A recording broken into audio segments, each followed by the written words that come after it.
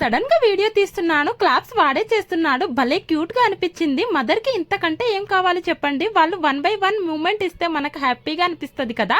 ఈ రోజు అయితే సింపుల్ అండ్ ఈజీ రెసిపీ అయితే మీకు షేర్ చేయబోతున్నానండి.